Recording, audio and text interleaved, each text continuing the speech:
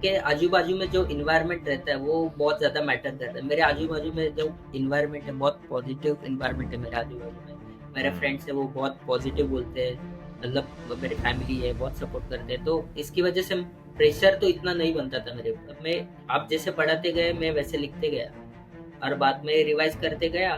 और मतलब short notes के लिए मेरा मेरा अलग स्ट्रेटेजी था। और सर अगर हमने मैकेनिकल इंजीनियरिंग अच्छे से पढ़ लिया तो आई गेस गेट एग्जाम भी अब हम लोगों का खराब गया तो फिर बाद में बीआरसी आता है, इसरो आता है, एचपीसीएल आता है, तो बहुत सारे एग्जाम इनलाइन होते हैं गेट के बाद। तो हम लोग ऐसा नहीं कि गेट खराब हो गया तो सब कुछ खत्म। ये सर प्रिपरेशन वाइज मेरा 24 बहुत अच्छा था, मैंने बहुत अच्छे से प्रिपेयर करा था। बट लास्ट वीक में एग्जाम के एक हफ्ते पहले मेरा एकदम कॉन्फिडेंस लो हो गया था। मतलब मेरे अच्छे मार्क्स आ रहे थे, फिर भी कॉन्फिडेंस डर लग रहा था। मतलब कुछ बैकअप के लिए नहीं था, मतलब प्रेशर था कि अभी नहीं होगा तो क्या करेंगे।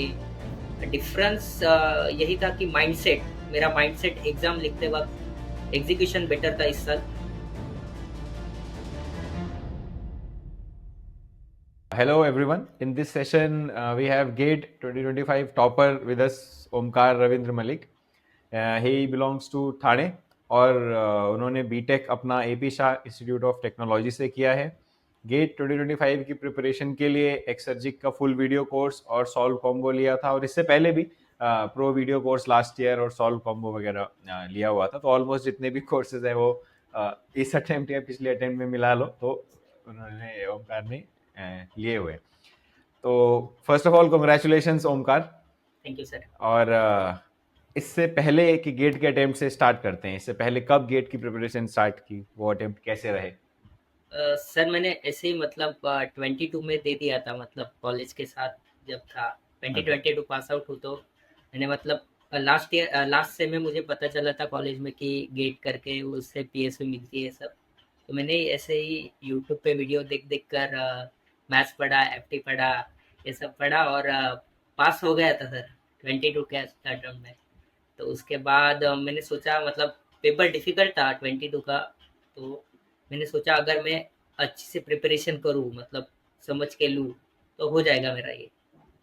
तो मैंने कोचिंग का क्लास लगाया ऑनलाइन, तो स्टार्ट कर दिया मैंने अपना प्रिपरेशन। तो दे दिया। बट मुझे उस अटेम्प्ट में क्या हुआ कि सिलेबस कंप्लीट करने में मिड जान हो गया। तो फिर मुझे टेस्ट देने का टाइम नहीं मिला, रिवीजन करने का टाइम नहीं मिला, तो वो अटेम्प्ट खराब हो गया था मेरा। तो मैंने अच्छे से पूरा फिर से दोबारा लग गया मैं, एक्सरजी प्रो लिया, क्वेश्चन बैंक सब सब लिया और न्यूमेरिकल सॉल्व कर बहुत मतलब प्रैक्टिस की। तो उस अटेम्प्ट में मेरा 45 कुछ तो अटेम्प्ट था 24 में, और मेरे सिली मिस्टेक मार्क्स थे 23 समथिंग। तो रियली डिसअपॉइंटिंग था मेरे लिए वो अटेम्प्ट। तो मैंने फिर से इस बार एमटेक करके एमटेक के साथ में ये प्रिपरेशन करी है इस साल। Got it. तो over a period of time इस बार क्या लग रहा है, व्हाट वेंट करेक्ट? कि इससे पहले चलो 2024 का तो आई कैन अंडरस्टैंड, क्योंकि 2024 में पेपर में ही इतने इश्यूज थे, मतलब 6 7 8 क्वेश्चंस वर जी। डिबेटेबल, तो टेम्परामेंट बिगड़ जाता है एग्जाम हॉल में। So that was yes. Exceptional thing. But what went correct this time, what do you think in your preparation और in the exam? I guess sir preparation wise मेरा 24 बहुत अच्छा था, मैंने बहुत अच्छे से प्रिपेयर करा था। बट लास्ट वीक में एग्जाम के एक हफ्ते पहले मेरा एकदम कॉन्फिडेंस लो हो गया था। मतलब मेरे अच्छे मार्क्स आ रहे थे, फिर भी कॉन्फिडेंस डर लग रहा था। मतलब कुछ बैकअप के लिए नहीं था, मतलब प्रेशर था कि अभी नहीं होगा तो क्या करेंगे। ऐसा ऐसा बहुत प्रेशर मुझ पे मैंने खुद ने ही बिल्ड किया था। उसकी वजह से मेरा वो पेपर खराब हो गया। और जो एमटीए क्वेश्चंस थे 24 के पेपर में, वो दो तीन लगातार एक साथ ही आ गए थे। तीनों क्वेश्चन, तीन चार क्वेश्चन, तो मेरा बहुत टाइम उसमें चला गया था।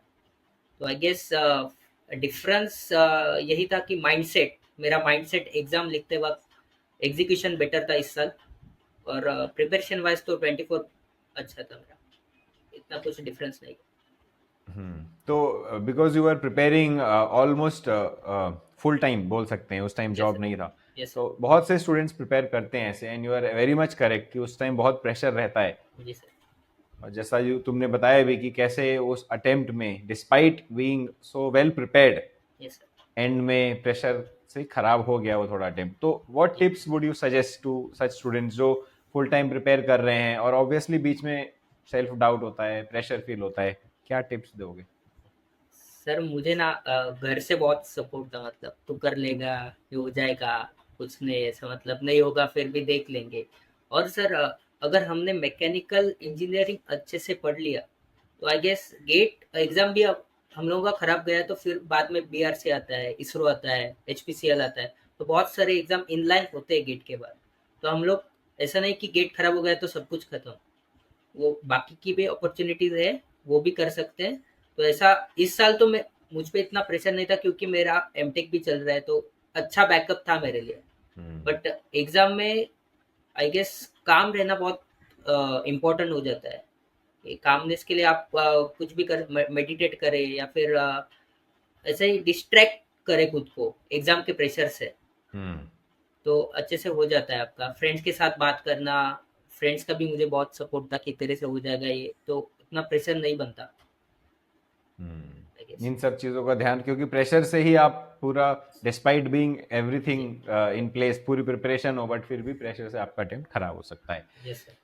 नोट्स से रिलेटेड कुछ बात करते हैं ओमकार, कि नोट्स यस कैसे बनाए जाएं, स्पेशली क्योंकि ऑनलाइन ही प्रिपेयर किया है तुमने, तो यस क्या बेस्ट तरीका है ऑनलाइन लेक्चर्स से नोट्स बनाने का, चाहे वो लेक्चर्स के नोट्स हो, चाहे वो न्यूमेरिकल्स देखने के बाद उनके नोट्स हो, उससे रिलेटेड कुछ टिप्स शेयर करो।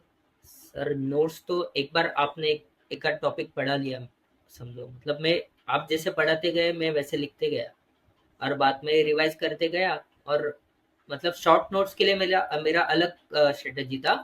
और न्यूमेरिकल नोट्स जैसे एक्सरजी प्रो मुझे बहुत यूजफुल हुआ उस टाइम पे। आपने पढ़ा है कि how to approach the question, 23 के बाद मुझे ये समझ आ गया था कि मतलब अप्रोच कैसे करें एक्सरजी प्रो से, कि how to approach the question. तो आपने बहुत अच्छे से पढ़ाया था, एक क्वेश्चन पे 2-3 क्वेश्चन और निकाल के, मतलब वो वेरिएशन।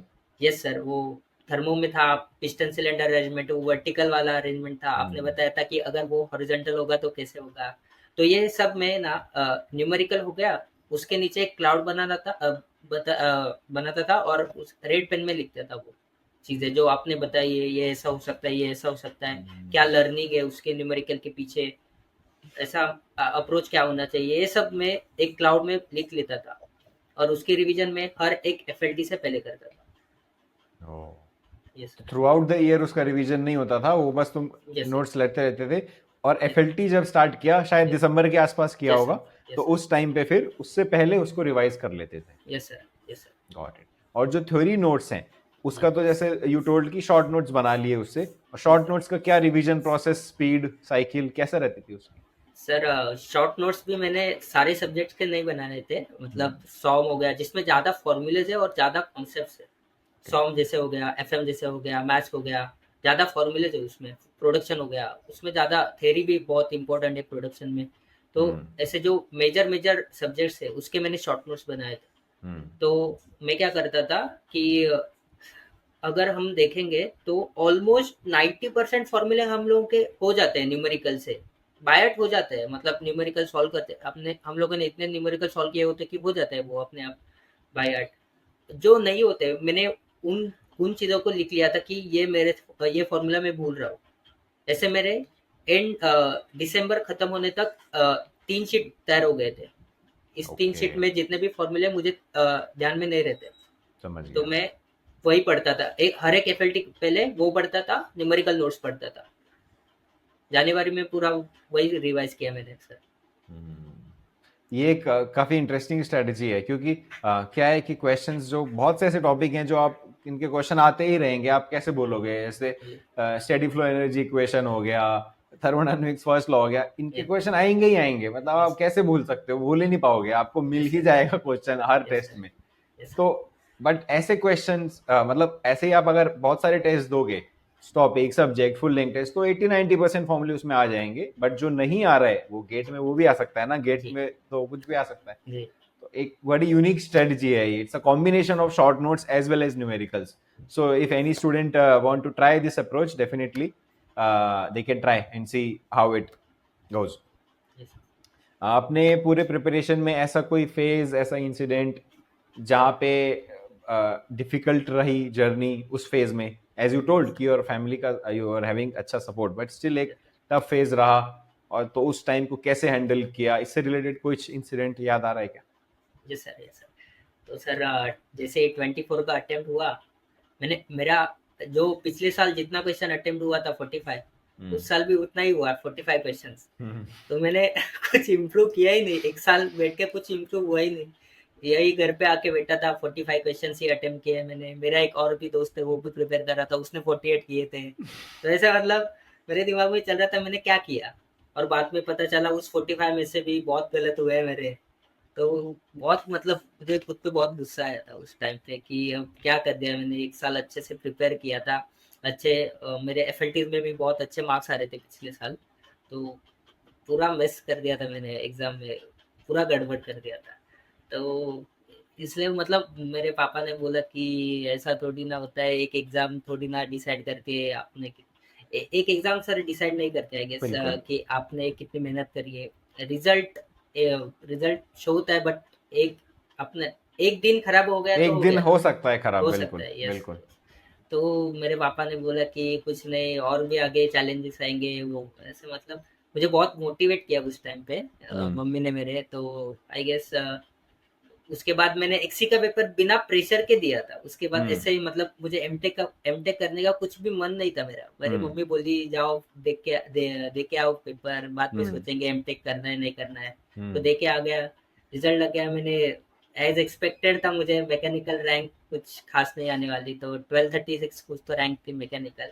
एक्सी में मैंने 2 बार रिजल्ट चेक किया, मेरा 10 रैंक दिख रहा था मुझे। तो आई गेस उस टाइम पे मेरा कॉन्फिडेंस बहुत बढ़ गया था।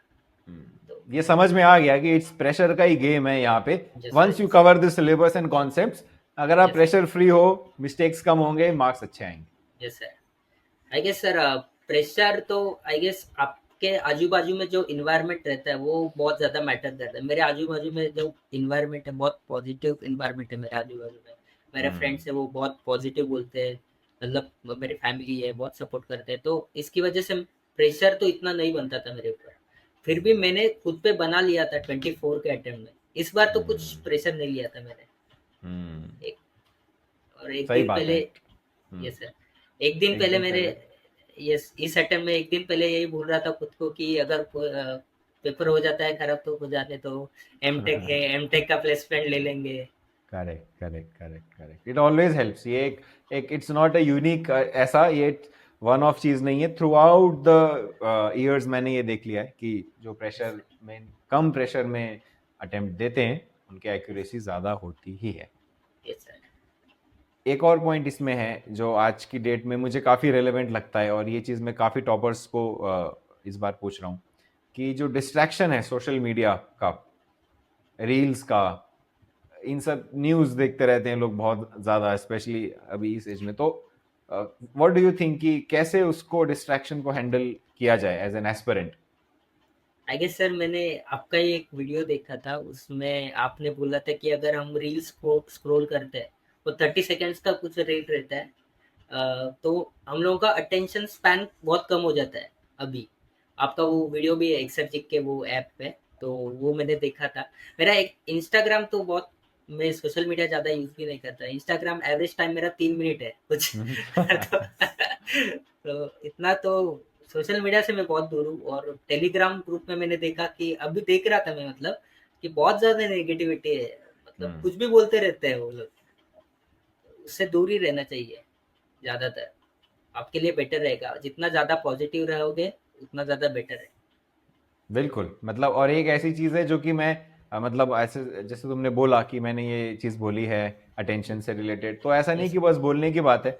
अभी तुम एक्सर्जिक के यूट्यूब चैनल पे देखो, मैं 2 साल से शॉर्ट्स डाला ही नहीं है, यस जबकि सर, यस अगर कोई सोचे तो भाई क्यों नहीं डालना चाहिए, बिल्कुल डालो। बट अजीब सी बात है ना, मैं देखता हूँ इंस्टीट्यूट्स, पढ़ाने वाले इंस्टीट्यूट्स वो शॉर्ट्स वो डाल रहे हैं, जबकि it is has been proven कि वो अटेंशन स्पैन कम करता है। जी। तो just for the sake of views हम अपने ही स्टूडेंट्स का अटेंशन स्पैन कम कर रहे हैं, ये तो कैसी मतलब गलत बात लगती है मुझे तो ये। तो मैंने, जब से मेरे को पता चला, मैंने स्टॉप कर दिया यूट्यूब में शॉर्ट्स डालना। तो अगेन कैरी ऑन कर रहे हैं डिस्कशन ओमकार के साथ। कल थोड़ा इंटरनेट रिलेटेड इश्यूज हो गए थे जिस वजह से हमारा इंटरेक्शन कंप्लीट नहीं हो पाया था। तो ओमकार, मैं स्टार्ट करता हूँ एक क्वेश्चन से जो बहुत से कॉलेज के साथ जो प्रिपेयर कर रहे हैं स्टूडेंट्स उनके काम आएगा, कि कॉलेज के साथ प्रिपरेशन को कैसे कंटिन्यू किया जाए, स्पेशली फाइनल ईयर का टाइम जब प्लेसमेंट्स, प्रोजेक्ट और गेट बहुत सब चीजें रहती हैं, जी तो कैसे उस टाइम पे प्रिपरेशन की जाए? सर, आई गेस इसमें आप कितना क्लियर हो, मतलब आपकी प्रायोरिटी क्या है, इस पे ज़्यादा, मतलब आप क्लियर हो तो हो जाएगा ठीक से। मतलब आपकी प्रायोरिटी गेट है तो आप ज़्यादा फोकस गेट पे करोगे। बट क्या होता है कि फाइनल ईयर में हो अगर, तो प्लेसमेंट भी आता है, तो उस पे भी ध्यान देना ज़रा ज़रूरी है। तो आई गेस ये तो आपको मैनेज करना पड़ेगा। एक गेट एग्ज़ाम है जो आपका टाइम मैनेजमेंट स्किल चेक करता है, आई गेस। हम्म। हम्म। तो वो आपको करना पड़ेगा ऐसे, प्रायोरिटी सेट करके। तो कॉलेज के बाद जो प्लेसमेंट क्लासेस और बहुत सारी चीजें होती हैं, तो यस उसमें जाना चाहिए कि यस, गेट की प्रिपरेशन से ही काफी कुछ हेल्प मिल जाएगी प्लेसमेंट में, ये माइंडसेट रखना चाहिए? यस सर, गेट के प्रिपरेशन से हो जाता है, प्लेसमेंट का तो हो जाएगा। Got it, got it. ठीक है। इसके अलावा जब प्रिपेयर आप कॉलेज के बाद करते हो, अच्छा एक क्वेश्चन और पूछता हूँ, इसमें माइंड में मेरे आ रहा है कि यस सर। कॉलेज के साथ भी तुमने प्रिपेयर किया है और आफ्टर कॉलेज भी प्रिपेयर किया हुआ है, यस सर। कौन सा लगता है इजियर टू मैनेज था, किसमें प्रेशर कम था? कम प्रेशर तो सर कॉलेज के साथ ही रहता है। उसके मतलब बैकअप रहता है ना, हमें अच्छा एक बैकअप रहता है तो ज़्यादा प्रेशर नहीं बनता, एज कम्पेयर टू जब हम फुल टाइम प्रिपेयर करते हैं। तो एज सच ऐसा बैकअप कुछ नहीं होता। गेट करना है, यही यही एक गोल होता है कि अगर गेट नहीं हुआ तो एक साल फिर से देना पड़ेगा। तो उसमें प्रेशर ज़्यादा बनता है गेस। तो कॉलेज के साथ तो मुझे ज़रा इजी लगता है ये। अभी मैं यस। एमटेक कर रहा हूँ तो मुझे इतना इस अटेम्प्ट में इतना प्रेशर फील नहीं हुआ सर। इसकी वजह हाँ, से आई गेस मेरा अटेम्प्ट अच्छा भी हुआ इस बार। Correct, correct, correct.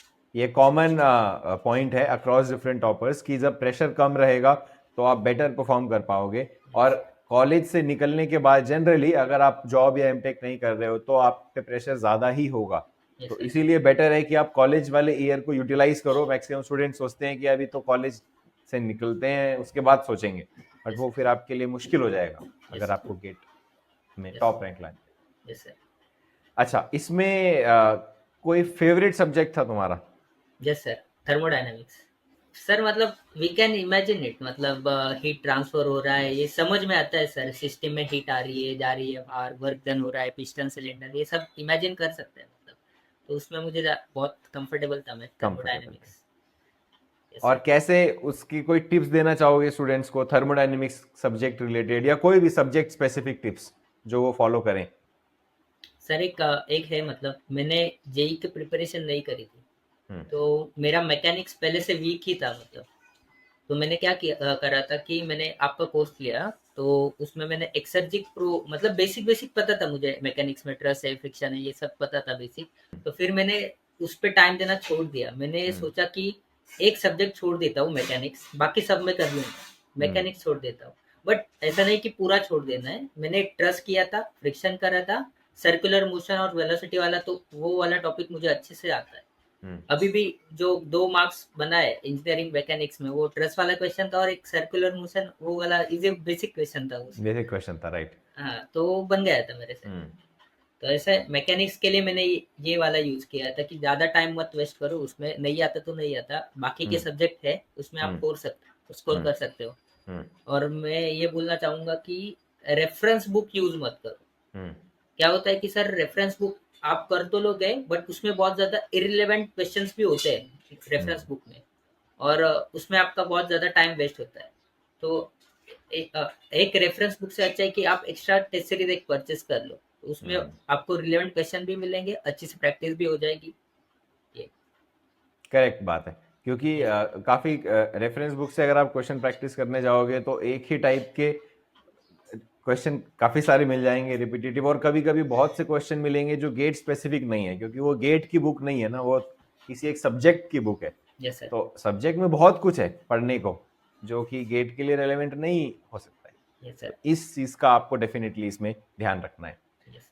जो एग्जाम के 3 आवर्स थे ओमकार, यस वो सर। अगर इस बार की देखो, कंपेयर करो स्पेशली गेट 2024 से, यस तो सर। कैसा एक्सपीरियंस रहा इस बार एग्जाम में? सर मेरी स्ट्रेटेजी इस बार मैंने अलग करी थी। हम्म। पिछले साल की थी कि मैं एप्टीट्यूड पहले कर लेता था, एप्टीट्यूड के मैं बाद में टेक्निकल में जाता था, और जो भी क्वेश्चन मुझे आते हैं, मतलब लेंदी भी हो तो भी चलेगा, बट मैं कर लेता था पिछले साल। बट इस साल मैंने चेंज कर दिया था। मैंने क्या किया इस बार, मैंने क्या करा कि पहले टेक्निकल से शुरुआत कर ली, और 3 टाइम के मैंने क्वेश्चंस लिखे थे। मतलब मैंने बुकलेट पे सेकंड प्रेफरेंस और थर्ड प्रेफरेंस ऐसे कॉलम बना लिया था। ओके। हाँ, तो मैं क्या करता था, जो इजी है फॉर्मूला डाल के हो रहा है वो फर्स्ट राउंड में कर लो। तो फर्स्ट राउंड हो गया। उसके बाद जो मार्क फॉर रिव्यू में ऐसे क्वेश्चन डालता था कि जो मुझे आते हैं, मुझे पता है कंफर्म 100% मुझे आ जाएंगे वो क्वेश्चन, बट लेंदी है। जैसे कि इस बार वो टोटल कॉस्ट वाला क्वेश्चन था, हाँ। इन्वेंट्री का, तो वो जरा जरा सा लेंदी था। हाँ। तो मैंने उसको मार्क फॉर रिव्यू कर दिया था। और सेकंड प्रेफरेंस जो है उसमें मैं ऐसे क्वेश्चन डालता था कि जो मुझे जज करने नहीं आ रहे, मुझे आएगा नहीं आएगा वो पता नहीं मुझे, कि आ जाएगा नहीं भी आ सकता है, उसमें टाइम वेस्ट हो सकता है। तो इसलिए मैंने उसको सेकंड प्रेफरेंस में डाल दिया था। और थर्ड प्रेफरेंस जो कि मुझे नहीं आते, मुझे पता है मैंने ये टॉपिक लेफ्ट किया है, इसके क्वेश्चन मेरे से नहीं बनेंगे, तो उसमें टाइम वेस्ट क्यों करूं मैं। और कुछ कुछ थ्योरी ऐसी होती है कि जो हमें नहीं पता होती, तो Correct. उसमें अगर आखिर में टाइम बनता है बचता है, तो मैं उसमें चांस लेता था कि थर्ड प्रेफरेंस के क्वेश्चन कर दूं थ्योरी में। तो ऐसे करके मैं 3 राउंड में अपना पेपर खत्म कर देता था। तो इस बार ऐसा कुछ क्वेश्चन फंसा? थर्ड राउंड तक तो कोई गया नहीं होगा इस बार।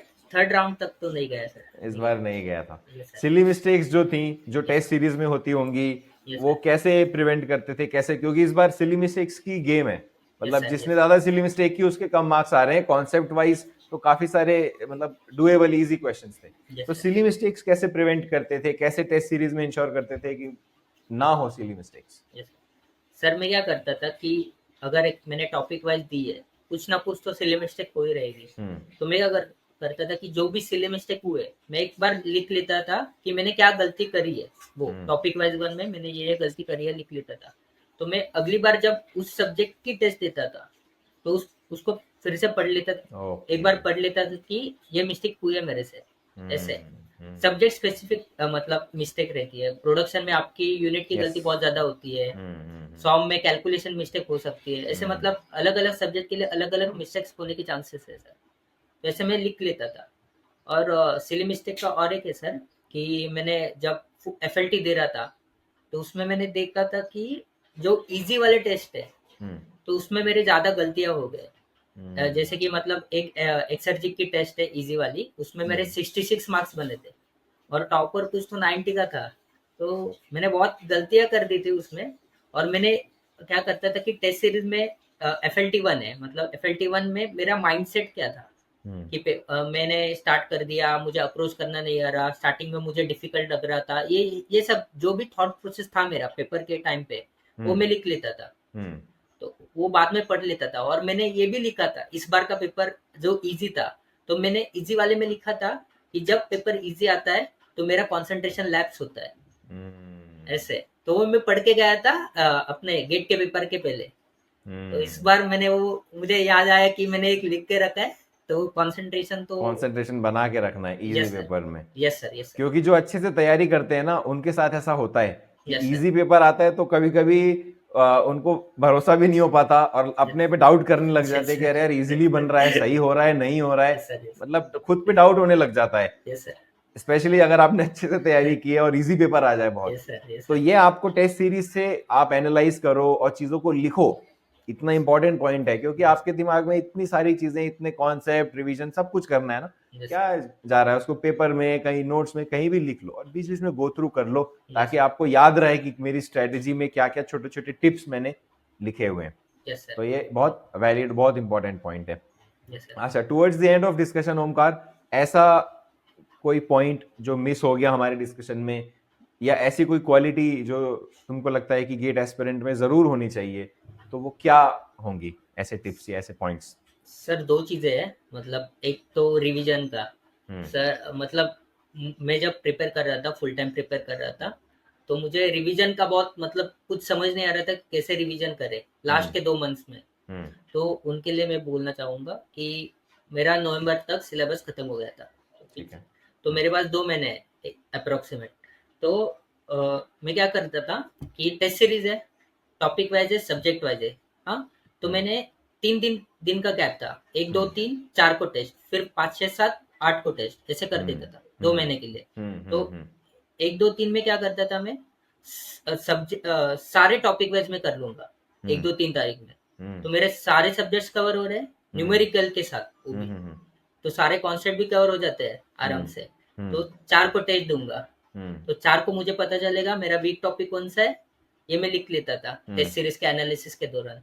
ये वीक टॉपिक है, तो उसको 5 6 7 में 5 6 7 तारीखों में क्या करता था, जो वीक टॉपिक है प्लस जो सब्जेक्ट वाइज बचे हैं, एक्सर्जिक में 2 है, सब्जेक्ट वाइज 1 भी होता है 2 भी होता है, मतलब Correct. 2 टेस्ट होता है हर एक। यस, हम्म तो एक टेस्ट हर एक सब्जेक्ट का 3 दिन में, प्लस वीक टॉपिक जो टेस्ट में आया है वो। समझ गया।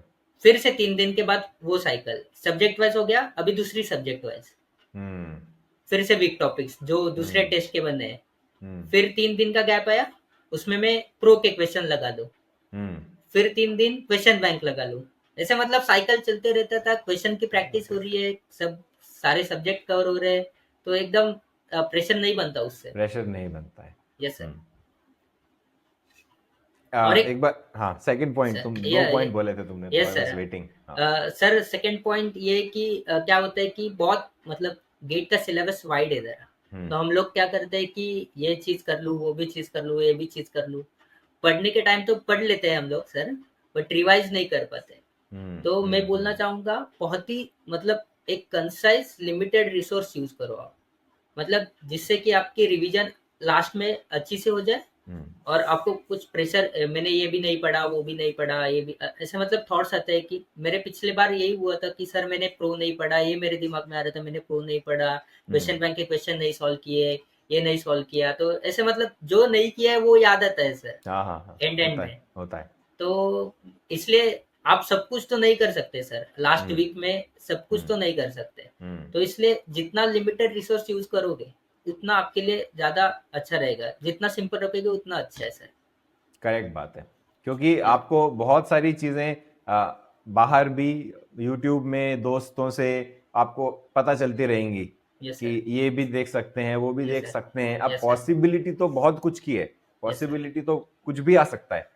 उसके पीछे आप चेज करोगे तो जो कोर कॉन्सेप्ट्स में है आपकी स्ट्रेंथ, एक्यूरेसी, न्यूमेरिकल स्किल्स, वो नहीं हो पाएगी जो 100% गेट में काम आने वाली है। Yes sir.